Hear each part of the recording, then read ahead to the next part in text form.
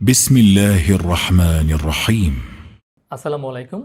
সুপ্রিয় এইচএসসি এবং আলিম 2024 ব্যাচের শিক্ষার্থীরা, তোমরা যারা এবছর ঢাকা বিশ্ববিদ্যালয় সহ অন্যান্য পাবলিক বিশ্ববিদ্যালয়ে ভর্তি পরীক্ষায় অংশগ্রহণ করবে, তোমাদের জন্য আমি মিনহাজুল ইসলাম, শিক্ষার্থী, ঢাকা বিশ্ববিদ্যালয় অন একাডেমির পক্ষ থেকে একটি জিকে অ্যানালাইসিস ক্লাস নিয়ে এসেছি।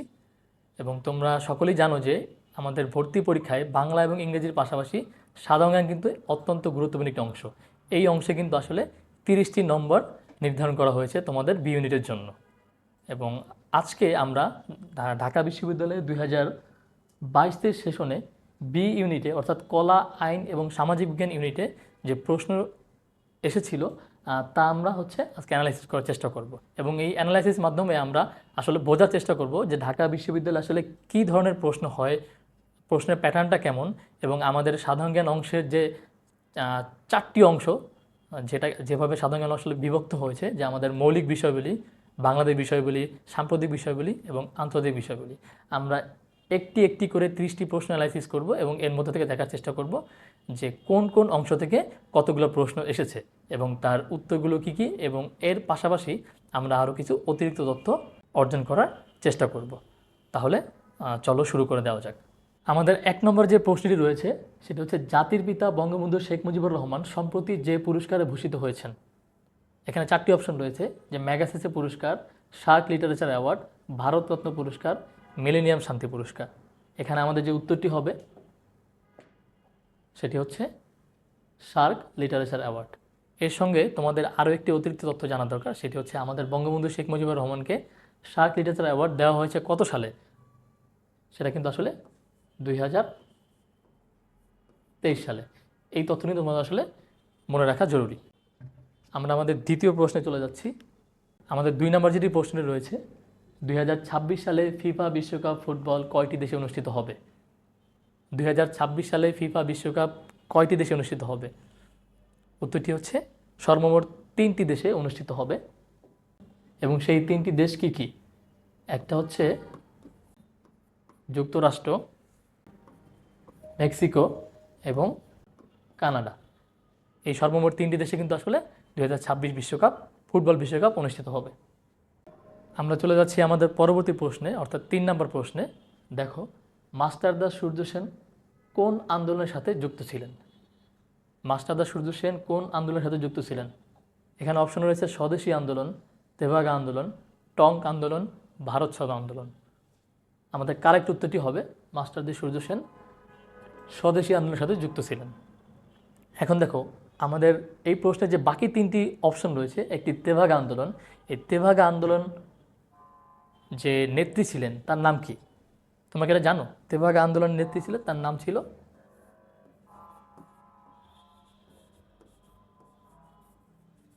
ইলামিত্র। ইলামিত্রী ছিল তেভাগা আন্দোলনের নেত্রী।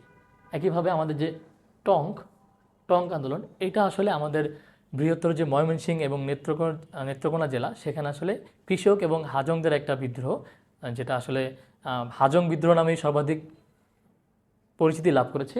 এই বিদ্রোহের যে নেতা ছিলেন অথবা নেতৃত্ব ছিলেন, তার নাম হচ্ছে কি? কুমুদিনী হাজং। নামটা তোমাদের মনে রাখতে হবে, যে টঙ্ক বিদ্রোহের নেত্রী ছিলেন, তার নাম ছিল কুমুদিনী হাজং। এবং সর্বশেষ যে অপশনটি ভারত ছাড়ো আন্দোলন, এটা তোমরা সকলেই জানো যে ভারত ছাড়ো আন্দোলন কে নেতৃত্ব দিয়েছিলেন? মহাত্মা গান্ধী। সুতরাং তোমাদের কিন্তু আসলে এই শুধুমাত্র কারেক্ট উত্তরটা বাছাই করা তো করতেই হবে, এর বাইরেও যে বাকি যে 3টি অপশন রয়েছে তারও যে সমসাময়িক তোমার ইনফরমেশন, তথ্যগুলো রয়েছে, সেগুলো তোমাদের আসলে জানা দরকার। তাহলে কিন্তু তোমরা আসলে একটি প্রশ্ন অ্যানালাইসিস করে এখান থেকে দেখো, আমরা প্রশ্নে আমাদের উত্তর ছিল একটি, কিন্তু আমরা বাকি 3টি অপশন অ্যানালাইসিস করে কিন্তু আমরা আরও নতুন 3টি তথ্য কিন্তু আমরা জানতে পেরেছি, যেটা তোমাদের অ্যাডমিশনে কিন্তু অনেক বেশি কাজে দিবে। আমরা চলে যাচ্ছি আমাদের পরবর্তী প্রশ্নে। 4 নম্বর প্রশ্ন, স্মার্ট বাংলাদেশের 4টি স্তম্ভ হলো।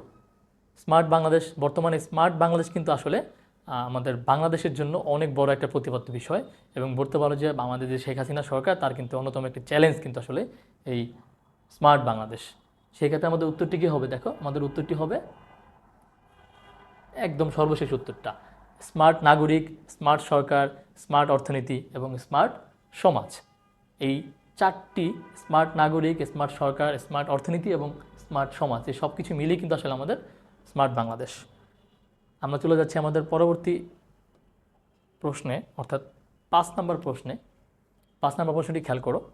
যে প্রতিষ্ঠান 3বার শান্তিতে নোবেল পুরস্কার পেয়েছে। পৃথিবীর বিভিন্ন প্রতিষ্ঠান বিভিন্ন সময়ে বিভিন্নবার শান্তিতে নোবেল পুরস্কার পেয়েছে, কিন্তু একটিমাত্র প্রতিষ্ঠান যেটা 3বার শান্তিতে নোবেল পুরস্কার পেয়েছে, যেটা এখন পর্যন্ত সর্বাধিক। এই উত্তরটি কী হবে? উত্তরটি হবে এই যে দেখো, ICRC, যেটা যদি আমরা ইংরেজি বলি, এটার ইংরেজি হচ্ছে ICRC। এটার ফুল ফর্মটা কি তোমরা জানো? এটার ফুল ফর্ম জানা দরকার, যে ইন্টারন্যাশনাল রেড ক্রস। তোমরা দেখতে পাবে, দেখো যে ICRC এর পুনরূপ হচ্ছে international committee of the red cross, এবং এইটার যে হেডকোয়ার্টার, এই ICRC এর হেডকোয়ার্টার কোথায়? হেডকোয়ার্টার হচ্ছে জেনেভা, সুইজারল্যান্ড। আমাদের পরবর্তী প্রশ্ন, অর্থাৎ 6 নম্বর প্রশ্ন, সার্কভুক্ত কোন দেশের জনসংখ্যা বৃদ্ধির হার সর্বাধিক? আমাদের যে সার্কভুক্ত দেশগুলো রয়েছে তার ভিতরে কোন দেশের জনসংখ্যা বৃদ্ধির হার সবচেয়ে বেশি? আমাদের অপশনে রয়েছে মালদ্বীপ, ভারত, আফগানিস্তান, বাংলাদেশ। এখানে আমাদের কারেক্ট উত্তরটি হচ্ছে আফগানিস্তান। কিন্তু যদি প্রশ্নটা উল্টো করে করা হতো, যে সার্কভুক্ত কোন দেশে জনসংখ্যা বৃদ্ধির হার সবচেয়ে কম, তাহলে উত্তরটি কী হতো? তাহলে উত্তরটি হতো কি? শ্রীলঙ্কা। সবচেয়ে কম জনসংখ্যা বৃদ্ধির হার কোথায়? শ্রীলঙ্কাতে। আমরা চলে যাচ্ছি আমাদের পরবর্তী প্রশ্নে, অর্থাৎ আমাদের 7 নম্বর প্রশ্ন। তোমরা প্রশ্নটা খেয়াল করো। বাংলাদেশ ভারত মৈত্রী পাইপলাইন কোথা থেকে কোথা পর্যন্ত বহমান? বাংলাদেশ এবং ভারতের যে সাম্প্রতিক মৈত্রী পাইপলাইন উদ্বোধন করা হয়েছে, সেটি আসলে কোথা থেকে কোথা পর্যন্ত বহমান? এখানে উত্তরটি কী হবে? উত্তরটি হবে শিলিগুড়ি, পার্বতীপুর। বাংলাদেশ ভারত মৈত্রী পাইপলাইন কলকাতার শিলিগুড়ি থেকে দিনাজপুরের পার্বতীপুর পর্যন্ত বহমান রয়েছে। আমাদের পরবর্তী প্রশ্ন, অর্থাৎ 8 নম্বর প্রশ্ন, 2022 সালে কোন দেশে জাতিসংঘের শান্তিরক্ষা মিশনের সভাপতি নির্বাচিত হয়?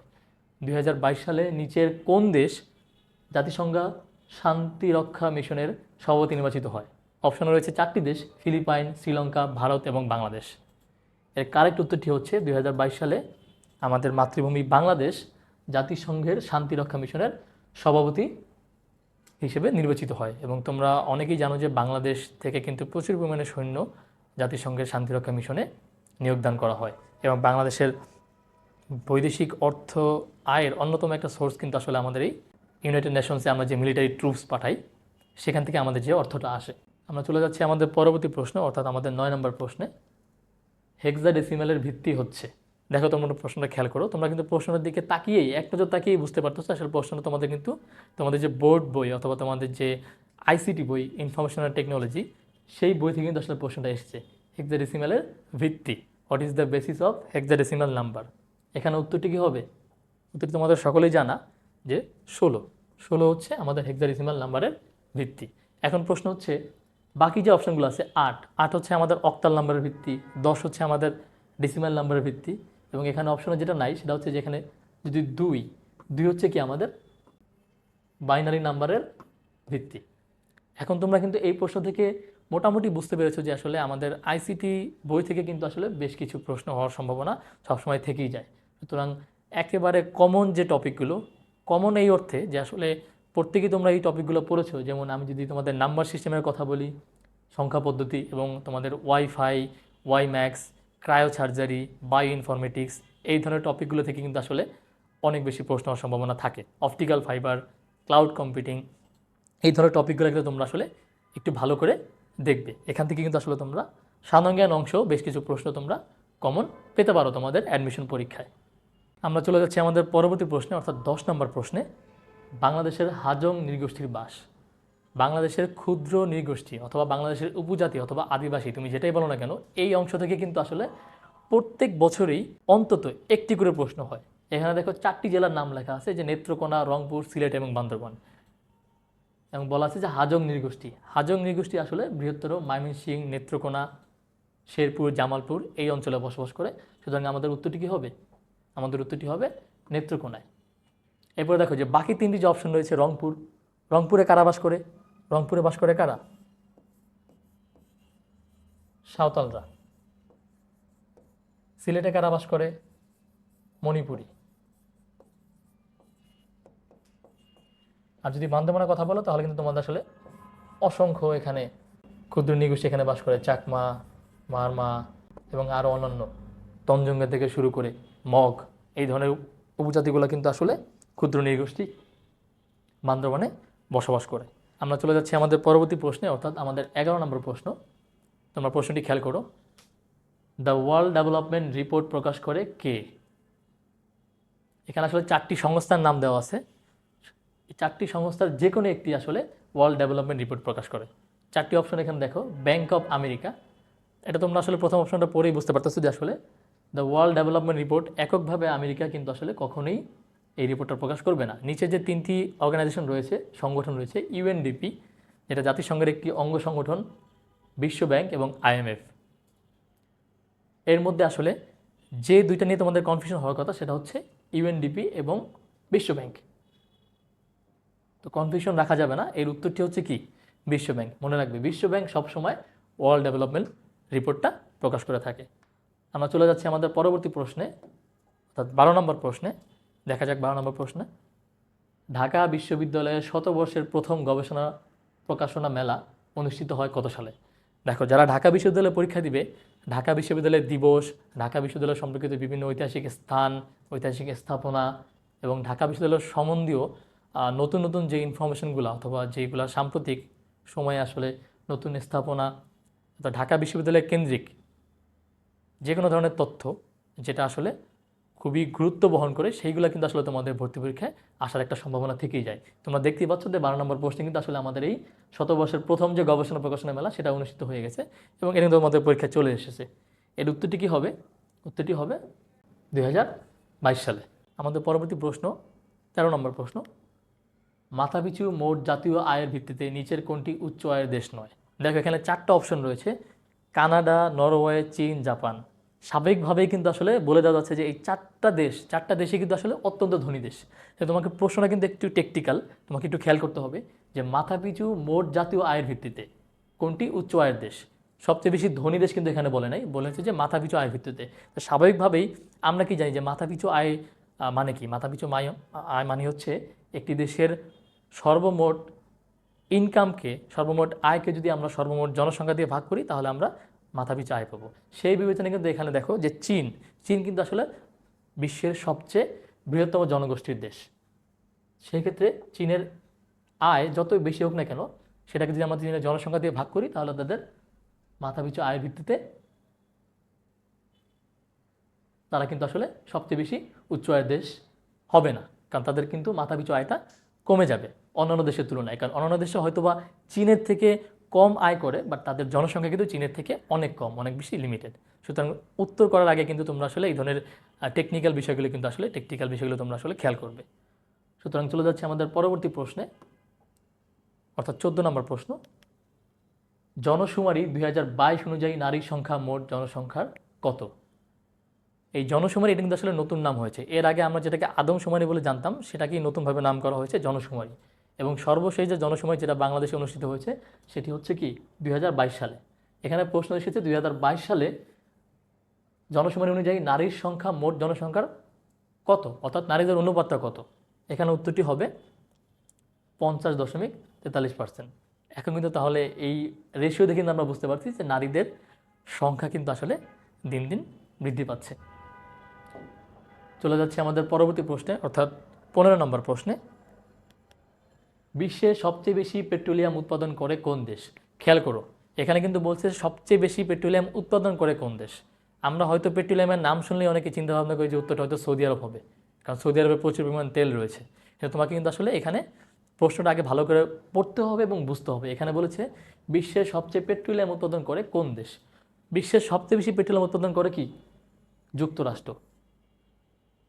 কিন্তু যদি প্রশ্নটা অন্যভাবে আসতো যে বিশ্বের সবচেয়ে বেশি তেল অথবা পেট্রোলিয়াম এগুলো আসলে রপ্তানি করে কোন দেশ, তখন উত্তরটা কোনটা হতো? সৌদি আরব।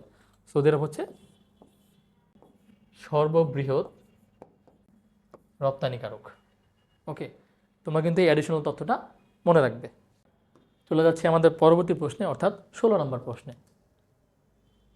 প্রশ্নটা ভালো করে খেয়াল করে দেখো, ন্যানো পার্টিকেলের আকৃতি সীমা ন্যানোমিটার। আবার কিন্তু তোমাদের সেই আইসিটি বিষয়টা চলে আসছে যে ন্যানো পার্টিকেলের আকৃতি সীমা কত ন্যানোমিটার।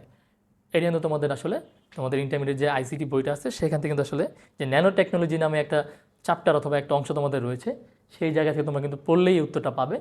এবং আমি তোমাদেরকে বলেছিলাম যে এই nano technology, bio informatics, robotics, cryosurgery, wifi, wimax, then তোমার অপটিক্যাল ফাইবার, এই ধরনের বিষয়গুলো থেকে কিন্তু প্রায়ই তোমাদের ভর্তি পরীক্ষায় আইসিটি বিষয়ের উপর প্রশ্ন থাকে, যেটা আসলে আমাদের সাধারণ জ্ঞানের মৌলিক অংশেরই একটা অংশ। এখানে উত্তরটা কী হবে? উত্তরটা হবে 1 থেকে 100।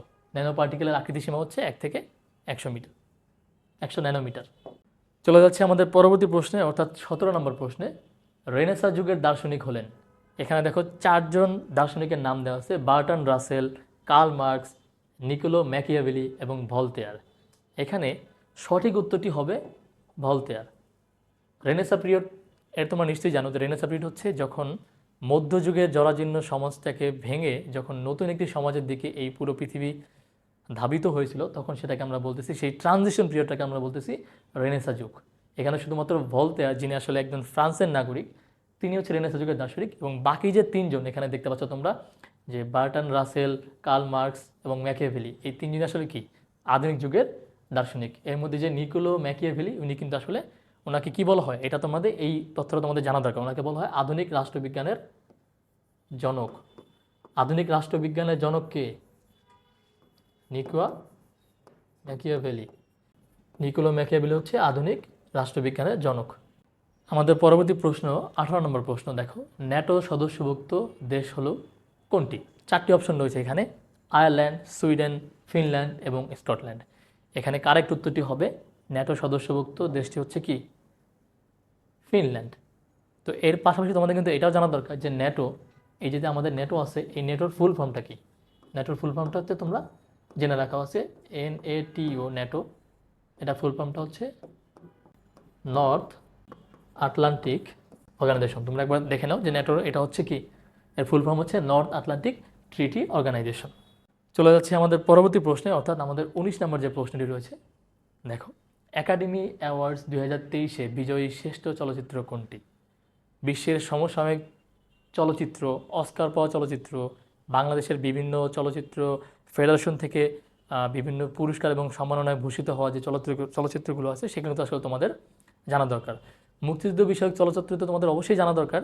এর বাইরেও সমসাময়িক সময়ে যেই ধরনের চলচ্চিত্রগুলো আসলে বিশ্বে আলোড়ন কাটতেছে, যেগুলো আসলে অস্কারের জন্য নমিনেশন পাচ্ছে অথবা অস্কার পাচ্ছে, সেই চলচ্চিত্রগুলো, এবং সেখানে আসলে সবচেয়ে ভালো অ্যাক্টর কে ছিল, সবচেয়ে ভালো অ্যাক্ট্রেস কে ছিল, এগুলো তোমাদের আসলে জানা দরকার সাধারণ জ্ঞান পরীক্ষায় ভালো করার জন্য। এর উত্তরটা হচ্ছে everything everywhere all at once. এটা হচ্ছে একাডেমি অ্যাওয়ার্ডস 2023-এ বিজয়ী শ্রেষ্ঠ চলচ্চিত্র। আমরা চলে যাচ্ছি আমাদের পরবর্তী প্রশ্নে। 20 নম্বর প্রশ্নটি দেখো, সদ্য মেরিলিবন ক্রিকেট কাপে সাম্মানিক জীবন সদস্যপদ লাভ করেছেন যে ক্রিকেটার? মেরিলিবন বলতে এখানে মেলবোর্নকে বোঝানো হয়েছে, অস্ট্রেলিয়ার মেলবোর্ন। অস্ট্রেলিয়ার যে মেলবোর্ন ক্রিকেট কাপ আছে অথবা তাদের যে সংগঠন আছে, সেখানে আসলে বাংলাদেশের একজন বিখ্যাত ক্রিকেটার, যাকে আমরা সবাই ভালোবাসি, আমাদের যে মাশরাফি বিন মুর্তজা, তাকে কিন্তু আসলে সদস্যপদ দেওয়া হয়েছে। এটা কিন্তু একটা সাম্মানিক সদস্যপদ। সুতরাং তোমরা কিন্তু বুঝতেই পারতেছো যে আসলে ক্রিয়া থেকে, সাম্প্রতিক প্রশ্নের মধ্যে যে ক্রিয়া থেকে কিন্তু আসলে অনেক প্রশ্ন আসে। সেই ক্ষেত্রে তোমরা যেই বিষয়গুলো একটু ভালো করে পড়বে, সেটা হচ্ছে সব ধরনের আসলে খেলা অথবা ক্রিয়া কিন্তু তোমাদের খোঁজখবর রাখার দরকার নেই। তোমরা আসলে ভেরি স্পেসিফিক্যালি বলতে গেলে তোমরা আসলে দেখো, তোমরা যদি আসলে ক্রিকেট, তারপরে তোমার ফুটবল, দেন তোমার টেনিস এবং অলিম্পিক কিন্তু অনেক ইম্পর্ট্যান্ট। মূলত আসলে অনেক বছরের প্রশ্ন অ্যানালাইসিস করে দেখা গেছে যে এই 4টা খেলাধুলা থেকে আসলে তোমাদের সাম্প্রতিক বিষয়ে খেলাধুলা নিয়ে যে প্রশ্নগুলো হয়, সেগুলো আসলে এই 4টা অংশ থেকে হয়: ক্রিকেট, ফুটবল, টেনিস এবং অলিম্পিক। অন্যগুলো থেকে আসে না এমন না, অন্যগুলো থেকে আসে, যেমন তোমার দাবা থেকে প্রায় প্রশ্ন আসে। বাট এই যে 4টা বললাম, মোটা দাগে আসলে এই 4টা থেকে সবচেয়ে বেশি প্রশ্ন এসে থাকে খেলাধুলা সম্পর্কিত। আমরা চলে যাচ্ছি আমাদের পরবর্তী প্রশ্নে, অর্থাৎ আমাদের 21 নম্বর প্রশ্নে আমরা যাব। এখানে দেখো 3টা নদীর নাম বলা আছে। দেখো, তিস্তা নদী, মহানন্দা নদী এবং জাদুকাটা নদী। এই 3টা নদীগুলো কি? অপশন দেখো, 4টা অপশন রয়েছে: আন্তঃসীমান্ত নদী, পাহাড়ি নদী, মেঘনার উপনদী, নুরুবাহী নদী। তুমি অপশন থেকে বুঝতে পারতেছো যে মেঘনার উপনদী, এইটা আসলে এই 3টা হওয়ার কোনো চান্সই নেই। বাকি থাকলো আমাদের পাহাড়ি নদী হওয়ার কথা না। আর নুড়িবাহী নদী আসলে যেগুলো পাহাড়ি নদী সেগুলো আসলে নুড়িগুলোকে ক্যারি করে নিয়ে আসে। সুতরাং আমাদের অপশন বাকি থাকলো আরেকটা, সেটা হচ্ছে আন্তঃসীমান্ত নদী। সুতরাং আমাদের উত্তরটা হচ্ছে আন্তঃসীমান্ত নদী। এই প্রশ্নটার ক্ষেত্রে তোমাদেরকে আমি কিছু অতিরিক্ত তথ্য প্রদান করবো, যেটা তোমাদের আসলে ভর্তি পরীক্ষায় কাজে লাগবে। আর সেটা তোমরা একটু দেখে নাও যে আন্তঃসীমান্ত নদী আসলে কাকে বলে। আন্তঃসীমান্ত নদী আসলে, এটা দেখো, আন্তঃসীমান্ত নদী যে সকল অথবা যেসব নদী অথবা নদ, যেসব নদ নদী অথবা এক বা একাধিক দেশের রাজনৈতিক সীমানা অতিক্রম করে। আমার কথা নিশ্চয়ই বুঝতে পারছো যে যে সকল নদী আসলে এক বা একাধিক দেশের রাজনৈতিক সীমানা অতিক্রম করে তাকে আসলে আন্তঃসীমান্ত নদী বলে। বাংলাদেশে যে নদীগুলো প্রবাহিত হয় তার সবগুলি কিন্তু আসলে ইন্ডিয়া হয়ে বাংলাদেশে প্রবেশ করছে। সুতরাং এর ম্যাক্সিমামগুলো কিন্তু আসলে আন্তঃসীমান্ত নদী। এবং তোমাদের এটাও জানা জরুরি যে যে বাংলাদেশ থেকে একটিমাত্র নদী যেটা আসলে ইন্ডিয়াতে প্রবেশ করেছে। আমাদের সবগুলো নদী আসলে ভারত থেকে বাংলাদেশে প্রবেশ করেছে, কিন্তু একটিমাত্র নদী রয়েছে যেটা আসলে বাংলাদেশ থেকে ইন্ডিয়াতে প্রবেশ করেছে। আমরা এই উত্তরটা দেখে নিই যে বাংলাদেশ থেকে ভারতের প্রবেশকারী একটিমাত্র নদী, তার নাম কি? তার নাম দেখে আমি যদি এখানে শর্টে তোমাদের বোঝাই যে বিডি, বাংলাদেশ থেকে আসলে ভারতের প্রবেশকারী একটা নদী আছে যেটা বাংলাদেশ থেকে আসলে ভারতে প্রবেশ করেছে। সেই নদীটির নাম কি? কুলিক হচ্ছে সেই নদীটির নাম। সুতরাং এখানে দেখো তিস্তা, মহানন্দা এবং জাদুঘাটা নদী, এই সবগুলো কিন্তু আসলে তোমাদের আন্তঃসীমান্ত নদী। সুতরাং আন্তঃসীমান্ত নদী বলতে আসলে কি বোঝো সেটা কিন্তু এতক্ষণে তোমাদের আসলে ক্লিয়ার হয়ে গেছে। আমরা চলে যাচ্ছি আমাদের পরবর্তী প্রশ্নে, অর্থাৎ 22 নম্বর প্রশ্নে। সূচনাকালে বাংলা নববর্ষের সাথে সবচেয়ে নিবিড় সম্পর্ক ছিল, 4টি অপশন রয়েছে, সংস্কৃতি, ব্যবসা, কৃষির এবং রাজনীতির। এখানে যে উত্তরটি কি হবে? উত্তরটি হবে কৃষির। কারণ তোমরা সবাই জানো যে বাংলা নববর্ষের সাথে আসলে আমাদের যে হালখাতা রয়েছে, একটি আমাদের দেশীয় অনুষ্ঠান, তার কিন্তু আসলে যথেষ্ট একটা ঘনিষ্ঠ সম্পর্ক রয়েছে। সুতরাং নববর্ষের সাথে আসলে কৃষির একটা ঘনিষ্ঠ সম্পর্ক রয়েছে, এবং কৃষির সাথেই কিন্তু আসলে প্রশ্ন অনেক সময় অন্যভাবেও আসে যে নববর্ষের সাথে হালখাতারও সম্পর্ক। আমরা চলে যাচ্ছি আমাদের পরবর্তী প্রশ্নে। 23 নম্বর প্রশ্নটা দেখো যে নবান্ন কার চিত্রকর্ম? এখানে বাংলাদেশের 4জন চিত্রশিল্পীর নাম বলা আছে। একজন জয়নুল আবেদিন, কামরুল হাসান, এস.এম. সুলতান এবং মোহাম্মদ কিবরিয়া। নবান্ন হচ্ছে বাংলাদেশের সবচাইতে বেশি বিখ্যাত চিত্রশিল্পী জয়নুল আবেদিনের একটি চিত্রকর্মের নাম। অনেক সময় কিন্তু আসলে জয়নুল আবেদিনের আরও দুটি বিখ্যাত চিত্রকর্ম যেগুলো আসলে প্রায় সময় পরীক্ষা আসে, সেই দুটির নাম তোমরা জেনে নাও।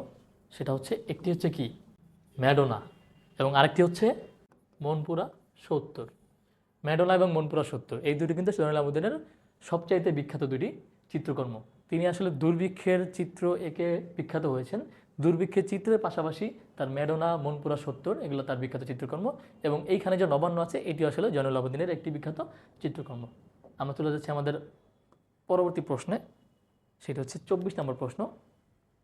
দেখো, যক্ষ্মার জন্য যে টিকা দেওয়া হয়, এইটা কিন্তু আসলে তোমাদের সাধারণ জ্ঞান অংশের যে মৌলিক অংশ, সেই অংশ থেকে এই প্রশ্নটা এসেছে। যক্ষ্মার জন্য যে টিকা দেওয়া হয়, এটা তুমি বলতে পারো যে একদম সাধারণ বিজ্ঞান, যেটা আমাদের সকলে জানা উচিত, সেই অংশ থেকে আসলে প্রশ্নটি হয়েছে। যক্ষ্মার টিকার নাম কি? যক্ষ্মার টিকার নাম হচ্ছে বিসিজি। সুতরাং আরও যে আমাদের যে কমন ডিজিজগুলো রয়েছে, যে যক্ষ্মা, তারপরে তোমার পোলিও, তারপরে এইডস, তারপরে ধনুষ্টঙ্কার, এই ধরনের রোগ সম্বন্ধে তোমার আসলে বেসিক একটা ধারণা থাকা দরকার অ্যাডমিশনে ভালো করার জন্য। আমরা চলে যাচ্ছি আমাদের পরবর্তী প্রশ্নে, অর্থাৎ 25 নম্বর প্রশ্নে। 25 নম্বর প্রশ্নটি দেখো, সুশাসনের মূলনীতি। অপশনে আছে জবাবদিহিতা, সামাজিক সাম্য, নাগরিক অধিকার, নাগরিক ক্ষমতায়ন। এই ইন্টারমিডিয়েটে অথবা তোমরা যারা এইচএসসিতে পড়াশোনা করতেছো, যারা অ্যাডমিশন দিবা, তারা কিন্তু আসলে দেশের অলমোস্ট 80% স্টুডেন্টে কিন্তু আসলে পরিণতি এবং সুশাসন, এটা কিন্তু তোমাদের আসলে সাবজেক্ট হিসাবে থাকে। তোমাদের আর্টসের সাবজেক্ট হিসাবে কিন্তু আসলে এই পরিণতি এবং সুশাসন, এই সাবজেক্টে তোমরা 80% স্টুডেন্টরা কিন্তু চয়েস করে থাকো। তো যারা এই সাবজেক্টটা মোটামুটি ভালোভাবে পড়েছো, সেক্ষেত্রে আসলে খুবই বেসিক একটা কনসেপ্ট হচ্ছে তোমাদের এই সুশাসন। সুতরাং সুশাসন সম্পর্কে আসলে তোমাদের আসলে ধারণা থাকা উচিত।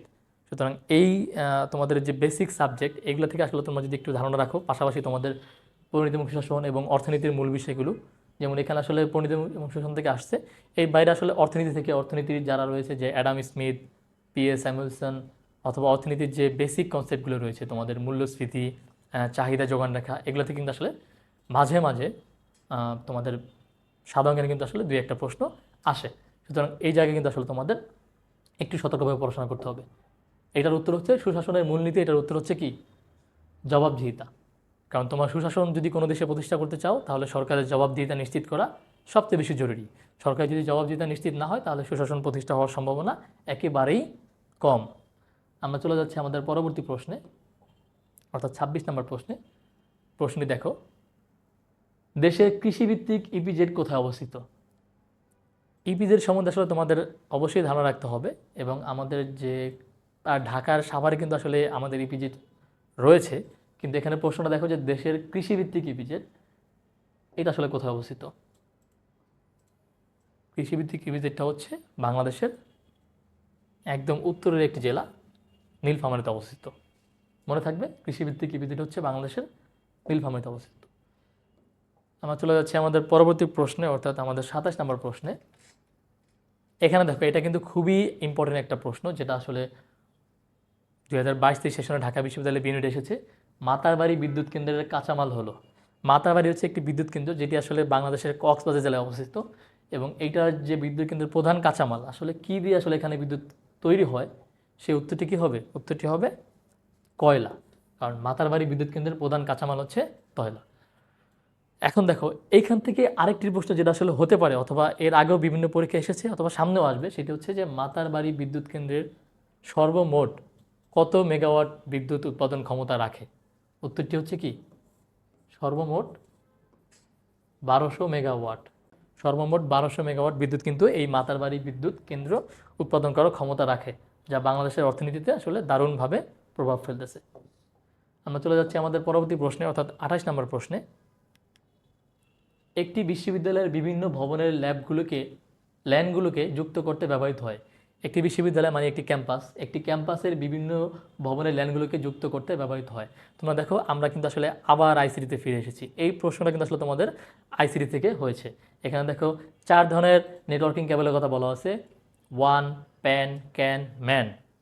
এখানে দেখো ক্যান, এই ক্যানটা হচ্ছে CAN, ক্যান।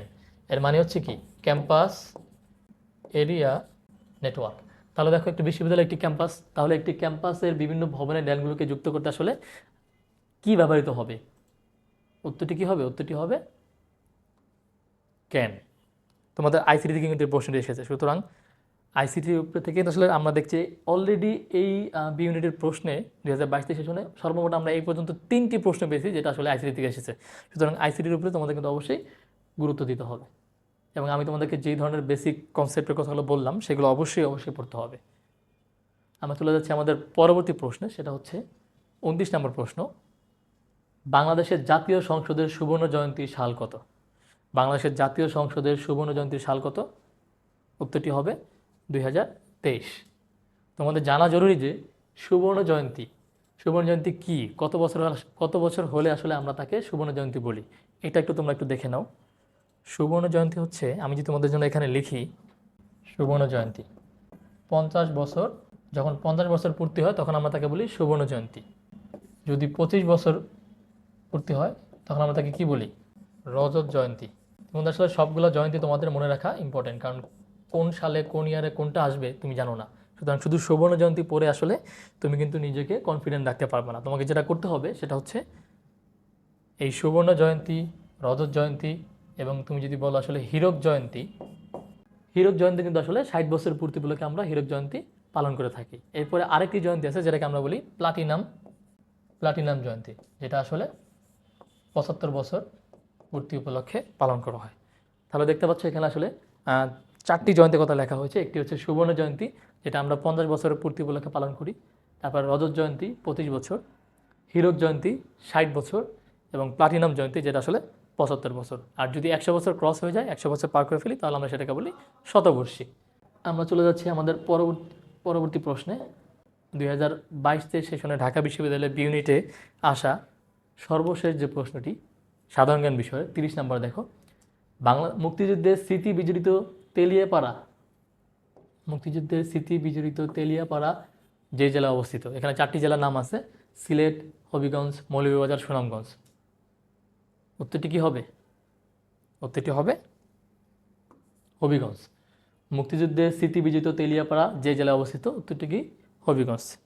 তোমরা জানো যে আমাদের মুক্তিযুদ্ধের সময় আসলে আমাদের যে মেহেরপুর জেলা, অর্থাৎ মেহেরপুর জেলা যে মুজিবনগর সরকার, সেটি কিন্তু বিশেষভাবে ভূমিকা রেখেছে। এবং মুক্তিযুদ্ধ বিষয়ক যখন কোনো জেলা নিয়ে পড়াশোনা করবো তখন কিন্তু আসলে অবশ্যই তোমাদেরকে মেহেরপুরের কথা, মেহেরপুর জেলার ইতিহাস বৃত্তান্ত, এখানে যে কার্যাবলী ঘটেছে সেটা কিন্তু আসলে তোমাকে খুব ভালো করে পড়তে হবে।